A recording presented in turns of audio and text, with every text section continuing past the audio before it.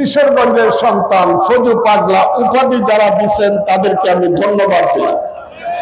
লোক করে যে কয় ফজু পাগলা, ইটনাপানার সব মানুষ কই পাগল নাকি?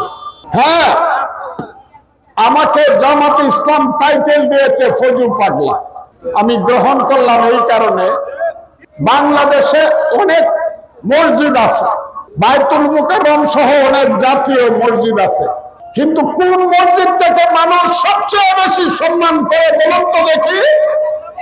এটা হলো কিশোরগঞ্জের পাগলা মসজিদ। কথাটা ঠিক না বেটি?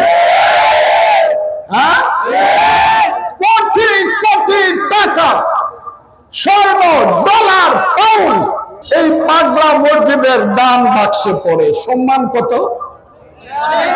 কাজেই কিশোরগঞ্জের পাগলা মসজিদের কিশোরগঞ্জের সন্তান ফজু পাগলা উপাধি যারা দিচ্ছেন তাদেরকে আমি ধন্যবাদ দিলাম।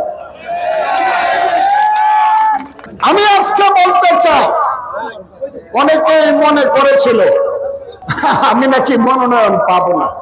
আপনারা যারা আমার বক্তব্য শুনেছেন ইউটিউবে, বা আপনারা যারা সেপ্টেম্বর মাসে ইটনা আমার বক্তব্য শুনেছেন, আমি প্রথম জিজ্ঞাসা করেছিলাম আমি নির্বাচন করব কিনা বলুন তো? আপনারা আমার হাজার হাজার হাত তুলে সমর্থন, এস নির্বাচন করবেন। আমি দেখলাম একটা কথা ফাঁক দিয়ে বলেছি বুঝবার জন্য, তাহলে আমি ধারের শেষ চাই। আপনারা হাজার হাজার মানুষ আবারও হাত তুলেছিলেন। কথাটা ঠিক না? ফজলুর রহমানও চাই, ধানের শেষও চাই।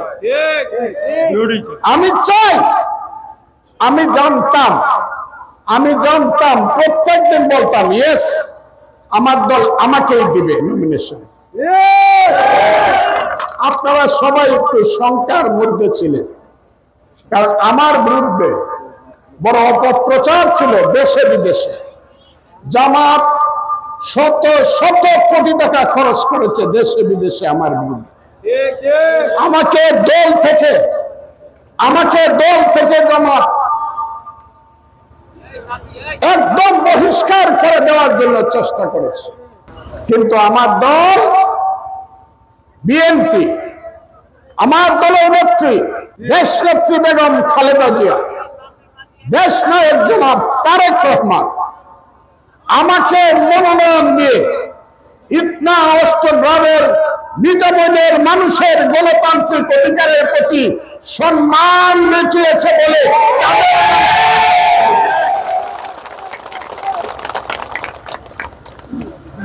আপনারা কি খুশি হয়েছেন আমার মনোনয়ন? আরেকটা হাততালি দেন সব।